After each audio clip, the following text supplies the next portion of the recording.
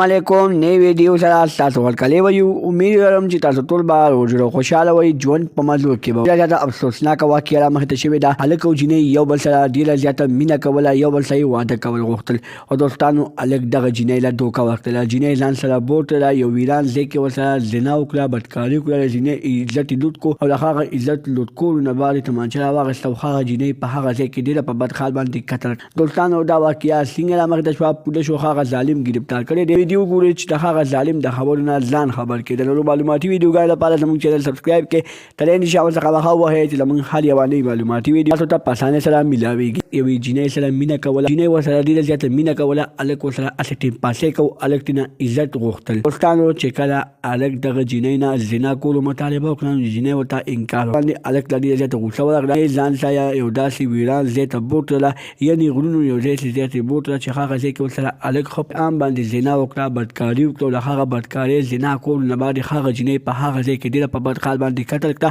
او هغه ویډیو ترېنه ملګري وکړله او ملګري هغه ویډیو پولیسو ته وښوده پولیسو یې هغه ویډیو تصویران په سوشل میډیا باندې وایرل کړل او دغه کس ظالم یې ګرفتار کړو دوستانو چې کله دغه ظالم ګرفتار شو پولیسو ته یې ټول حقیقت راښکاره کړو ورته ویې ویلې چې دغه جینۍ سره